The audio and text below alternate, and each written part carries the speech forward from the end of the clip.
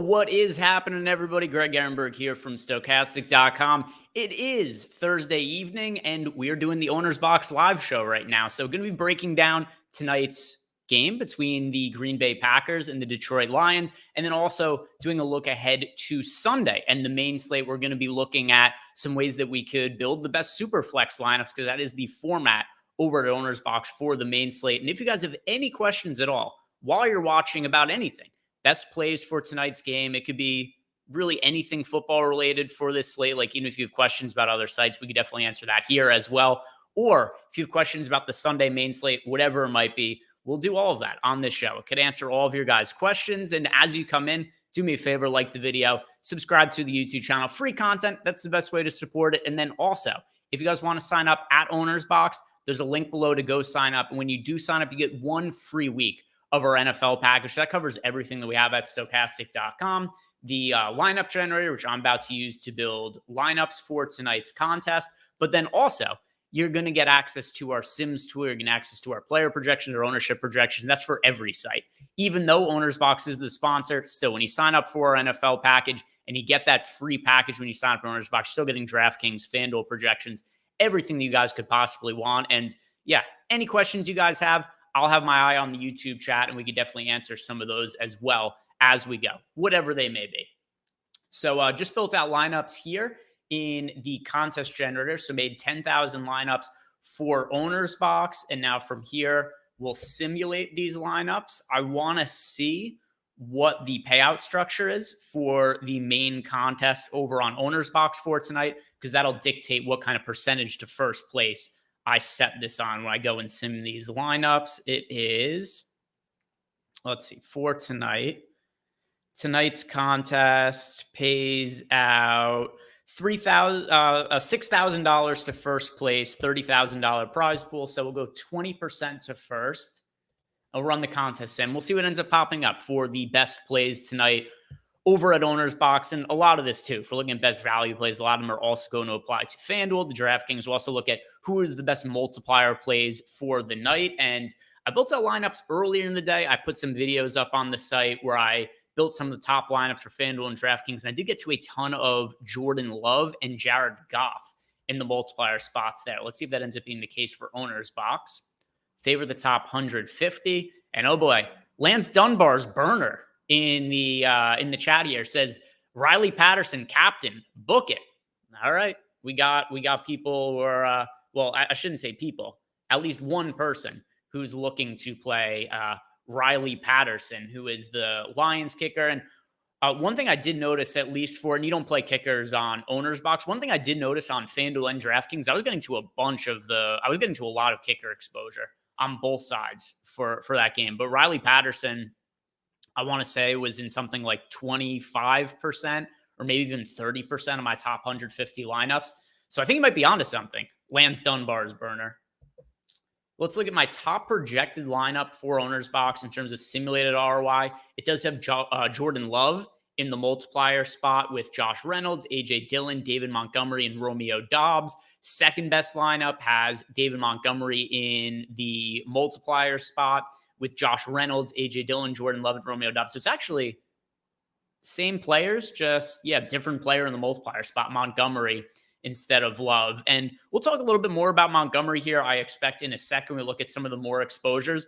But I think that David Montgomery makes for a great pivot off of Jahmyr Gibbs, whereas Jahmyr Gibbs, it looks like the consensus across everywhere on contests tonight, it looks like it's going to be Gibbs being more popular, whereas I think that you could get a lot of leverage to be had by playing David Montgomery, who, at least to this point, in the games that David Montgomery's been active with Gibbs, Montgomery's been the workhorse back. He's seen more of the touches. He's seen more of the snaps.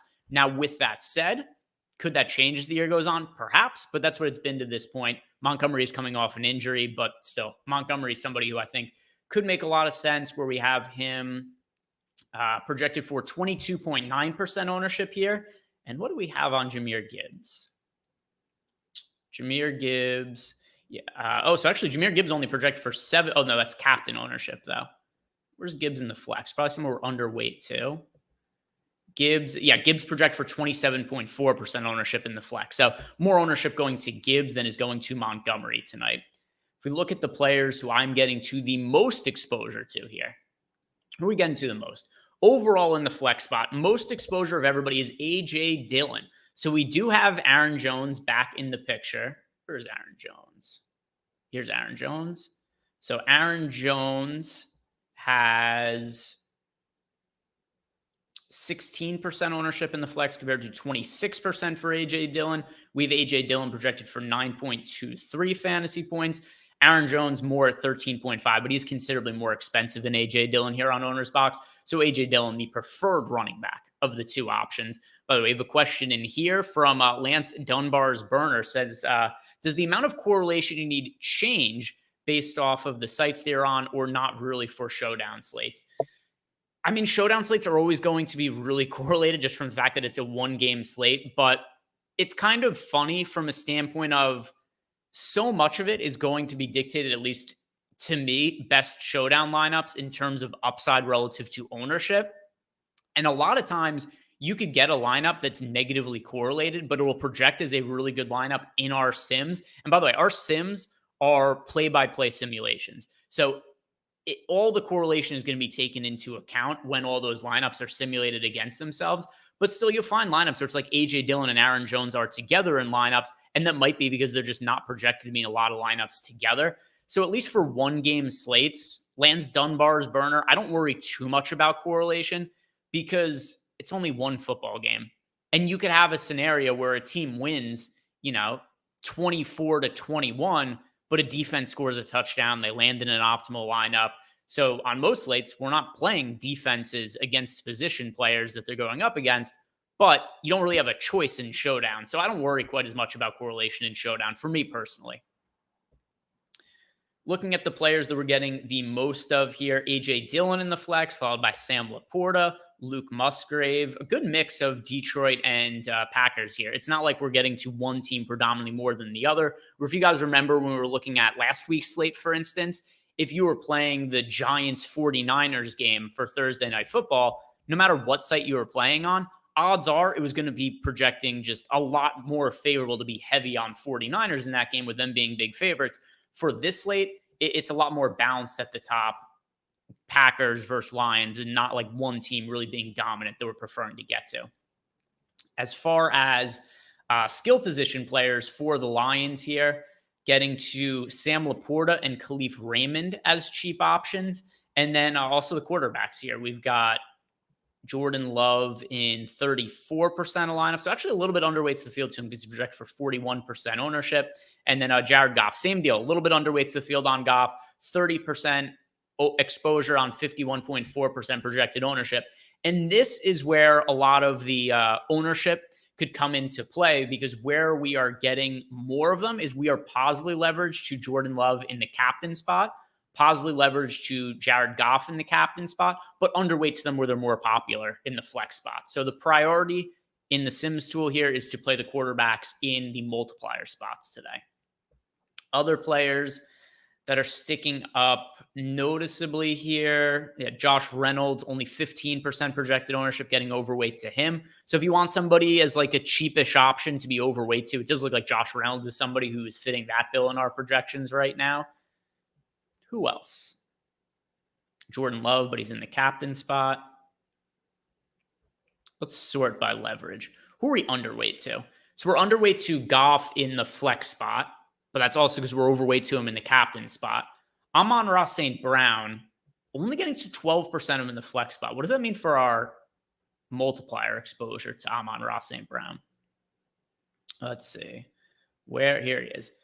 So getting to 19% of Amon-Ra St. Brown in the captain spot where he's only projected for 7.7% ownership.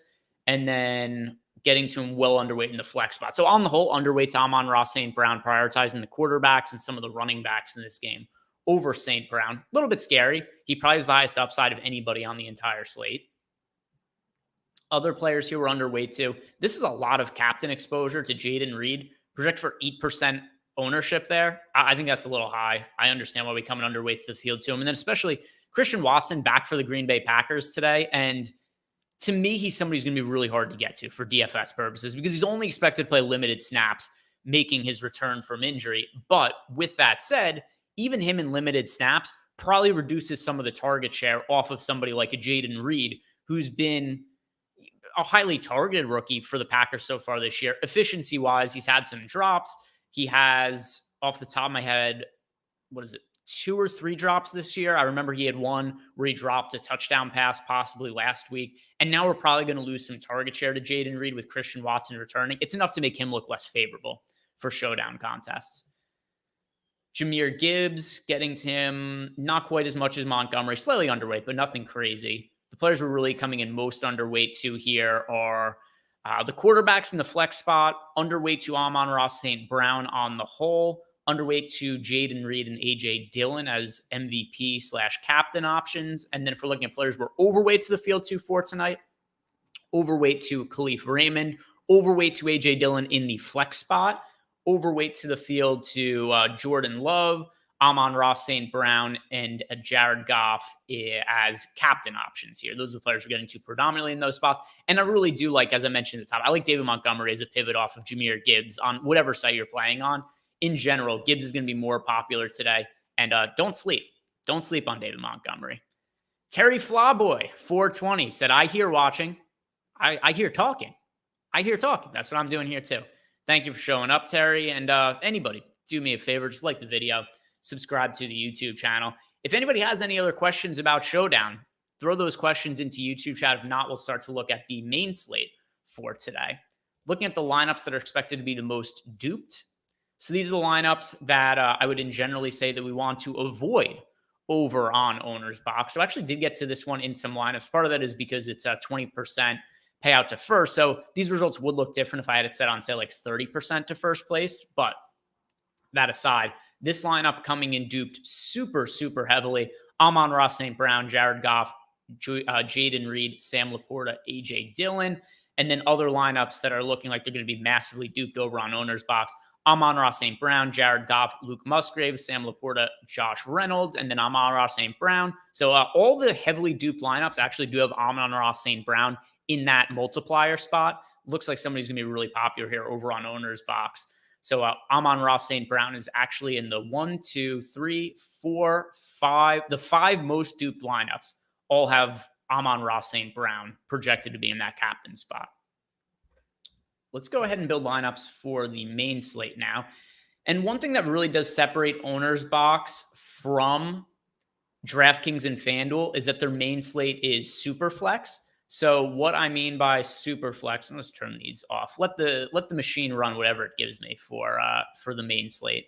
You could set different exposure. If you guys want to see me do specific builds, we could change these where you could set it the amount of lineups you're going to have that are QB with 1 pass catcher, QB 2, QB 3, and then the amount of run backs. If you don't set anything, which is kind of what I like to do because it's going to default to what the field is going to do, which is generally what you want to be doing in the contest generator is try to build a pool that matches the field. And then when you simulate the slate out, it's going to make the better plays and the better lineups really float to the top. But if you have this set on nothing, it's going to give you the default of what the field is projected to do for the slate. So let's do that for the main slate. And what you're going to find is the biggest difference about OwnersBox, which, listen, if you guys are here for week 4, good chance you've watched this show earlier in the season as well, is the OwnersBox SuperFlex. You can play 2 quarterbacks over on OwnersBox. So if there's 2 QBs you really like for this slate, you really like Tua, good chance a lot of you do after the game had last week, maybe you really like Jalen Hurts. You can play both of them in the same lineup. You can make some fun game stacks, make some double stacks. By the way, some news that just came in that's going to be relevant for this weekend is that Devontae Smith, whose status is a little bit up in the air because he was a limited participant in practice, he is expected to play in week 4, according to the tweet that just came through on my phone here. All right, so we just had some lineups built out here. I'm kind of curious, who are expected to be the most popular players over on OwnersBox? So the most popular options on OwnersBox, Miles Sanders, super chalky this weekend, Rachaad White, Pat Freiermuth, Javonte Williams, Zach Moss, Justin Fields going to be popular over there. And then way too cheesy says, what about DraftKings? What about it specifically? Do you have a question about tonight's slate? And I could definitely answer. In general, though, a lot of the players that I'm getting to, at least for Showdown, it's kind of the same across DraftKings, FanDuel, and OwnersBox. And One other thing that OwnersBox has had that's pretty favorable for everybody to start the year is that there has been a lot of overlay in contests. They've pretty regularly not filled. So chalk, yeah, a lot of Pirates chalk, Steelers. Kenny Pickett, Pat Freiermuth, that's going to be a really popular stack. Let's see when we simulate this out, what it ends up being in terms of the players we get the most of here. And then we've got Lance Dunbar saying, if showdowns are super flex on OwnersBox, would it be reasonable to go contrarian and not do any QBs, or is that just dumb? You could definitely build lineups that don't have quarterbacks just because of the way the pricing works, though. You're generally going to want to have at least one quarterback in lineup just to fill out your salary. Because something else to consider as well is that OwnersBox doesn't have kickers. They don't have defenses. Teams are going to have to score in some way, and the quarterbacks are likely going to be involved. And you can't really fade an offense when there's no kickers, there's no defenses involved. So, by the way, and also the showdowns are super flex, but then the showdowns are super flex on every site, right? Like on DraftKings, you could play 2 quarterbacks for showdowns. On FanDuel, you could play 2 quarterbacks for showdowns. The only real restriction on any site is just the pricing. But I think it's very difficult to build lineups that don't have either quarterbacks for the showdown contest in OwnersBox. At the very least, I do think you want to have one QB. All right, lineups almost done being sim. So by the way, what is happening in this process, guys, is so those lineups that I just built on the contest generator page, we made 10,000 of them. Then when you go over to the simulation page, these lineups are all playing against each other 40,000 times, and that's going to help us identify which lineups in a tournament setting are expected to win those tournaments the most, expected to min cash the most, top 10. And from there, we figure out which lineups have the highest actual overall ROI. Shout out to Charles Moran in the YouTube chat who just said like, and he also did the exclamation mark to try to trigger the YouTube bots to give us the like from Stream Elements. All right, let's favorite the top 150 lineups. Top overall projected lineup for us here in terms of sim ROI over on OwnersBox. And then we could also sort by highest projected lineup as well. And the overall top ROI lineup is, yeah, Charles, it didn't work. I think it might. Why didn't it work? Let me see if I try doing it. We could like it, but it doesn't like us. Still, like the video, subscribe. But yeah, I don't know why.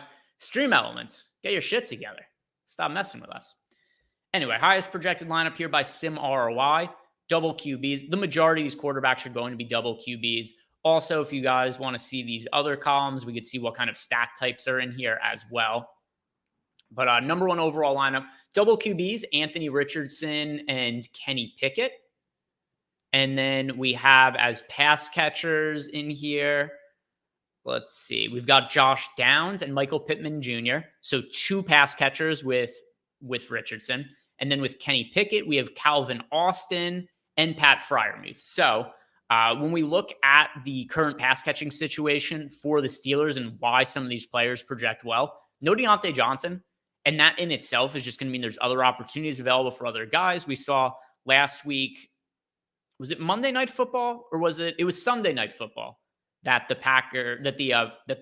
Steelers played on, and Calvin Austin ended up catching a long touchdown pass, broke the slate, and still we haven't really seen a lot of the Steelers players priced up. So therefore, I do think that some of these Steelers prices make them very favorable, good players to get to. So top projected lineup does have a Kenny Pickett with Calvin Austin and with Pat Freiermuth. Let's just look at projection. If we look at the highest projected lineups, and this also goes to show why something like the Sims tool is more important than just raw projections. Because when I sort by the top projected Sim ROI, look how much different it is than the top projected lineups in terms of lineups that are making it to the top. Because none of these lineups that are top projected ones are lineups that are expected to be the top 150 performing lineups. Look, almost none of them. How far down do we have to scroll to find a lineup? Here we go. So this was like what? Like the 300th lineup on the page before I got to one that actually had a sim ROI in top 150. Just better to enter your lineups based on simulated ROI than just raw fantasy projection. Let's look at exposures. Who are we getting to? So we mentioned that Miles Sanders was going to be chalky, and the Sims tool is still like, hey, not chalky enough. 42.6% ownership projected by the field on Miles Sanders, and we were getting to him in 70% of lineups. So Miles Sanders, top running back on the slate, getting to a whole bunch of them. Keenan Allen, no Mike Williams this week. Keenan Allen, who's already just been an absolute monster this year. All right, Keenan Allen. Let's look up Keenan Allen's targets for the year. It's a lot. And now there's no Mike Williams in the picture. My best guess, by the way, and we'll see as we scroll down here what other Chargers end up popping up. And, oh, here he is. I think Quentin Johnston is going to be the value play to go to for the Chargers this weekend. I'm curious to see what the ownership ends up being between Palmer and Johnston. For me, I'm going to be leaning on Johnston as a first-round pick as my go-to guy. But look at this kind of workload that Keenan Allen's getting. Well, I don't mind that he's our top wide receiver we're getting to. Keenan Allen was targeted 20 times last week, caught 18 passes for 215 yards. Week before, 10 targets, 8 catches, 111 yards. Week before that, 9 targets, 6 catches, 76 yards. Through 3 games, Keenan Allen has 39 targets. He's been targeted 13 times. And now Mike Williams is out of the picture. Keenan Allen might lead if health cooperates, which is a big if with Keenan Allen. If health cooperates, Keenan Allen's very live to lead the NFL in receiving yards this year. I would say that behind the obvious guys, Justin Jefferson, Tyreek Hill, Keenan Allen's probably the guy I'd put third right now, is third most likely to lead the NFL in receiving yards. Getting to a lot of Pratt Freiermuth at tight end, Calvin Austin as well, which both of them were in our top projected lineup with Kenny Pickett. So looking like a really strong double stack here. Kenny Pickett, Calvin Austin, Pat Freiermuth. Pricing is not caught up to Deontay Johnson being out for this team yet. And it's going to be a pass-heavy team, I assume, because they're going to be trailing a lot in games, and the run game is massively inefficient for the Steelers. We've seen now for the last couple of years, Najee Harris, when he runs the football, you're getting like 3 yards per carry out of Najee Harris. The Steelers are going to be forced to throw the football, and they don't have the guys who expect to get the most targets here. So with no Deontay Johnson, load up on Pat Freiermuth and Calvin Austin, getting to Freiermuth in 54% of lineups, Calvin Austin 46%, Kenny Pickett, our most rostered QB, at 45% of lineups. We're going to be getting to heavier individual QB exposures on OwnersBox, with it being SuperFlex. And let's see some of the comments, questions that we have in the YouTube chat. We've got, let's see, Josh Them saying, I hate all these players. I hate all these players are now in tonight. Yeah, it does kind of suck, right? Because we lose out on a lot of potential value where pretty much everybody who is questionable ends up playing for tonight. So I feel you on that. And then he said, I'm not sure I want much of Jones or Watson either way, though. Yeah, I prefer A.J. Dillon to Aaron Jones in large field tournaments today. And then I'm not really all that interested in Christian Watson. Going to be on a snap count, very touchdown dependent. It's going to be very triggering when he catches like 2 or 3 1-yard touchdown passes. If you hear a loud bang noise, that'll probably be me throwing or jumping, throwing myself out the window or throwing something out the window. So loud noise heard anywhere in the country. It's going to be me if Christian Watson catches 1-yard touchdown passes. It's really hard to reasonably think he has upside when that snap count's going to be limited tonight. And Josh Them saying, who y'all got at captain tonight? The quarterbacks. I like playing Goff and Love the most at QB today, and playing them in the captain multiplier spots. I think that's the way to go on any site. If you're playing on OwnersBox, playing on DraftKings, FanDuel, for me, it's Goff and Love is the best options. Let's see what else that we have as far as questions here. And Lance Dunbar saying, exactly, if he's on a snap count, I lose. If not, though, cash money. Are you talking about Watson? Because it's already been confirmed that Watson's going to be on a snap count. Aaron Jones less so. Aaron Jones, I think, should be good to go today. I just prefer A.J. Dillon for the price point. Charles Moran saying that he likes Josh Reynolds tonight too. I'm with you. I like Reynolds as well. He was showing up in a bunch of lineups before for me as a cheaper value option. Oh, and Josh Them saying no Jones. Way too cheesy. You got the best picks, Greg. Thank you, Way Too Cheesy. I appreciate it. Anybody else want to support, just like the video, subscribe to the YouTube channel. Just a few minutes left to go here, so we'll look at some of the other players we're getting to that we are building lineups around here. and then we will wrap it up for the day. But I'm going to be on the MLB show tonight in about an hour with Josh Engelman if you guys want to check that out. Lance Dunbar saying, what are you sipping on for the stream, Greg? Gatorade with 0 sugar. Keeps me hydrated. Also makes me pee a lot over the course of the day. So like a day like today, I have been on either shows, meetings, or recording videos nonstop since like 10 a.m. this morning. Just go from show to show, video to video, meeting to meeting. And yeah, got to stay hydrated, but then I have to constantly pee as well. But Gatorade with 0 sugar, I find for me, it helps me stay hydrated. Electrolytes. New sponsor of the show, Gatorade 0. Low-owned options that we are getting overweight to here. So Calvin Austin only project for 15% ownership. Quentin Johnston is at 17%. What is Palmer projected for in terms of ownership? Let's check.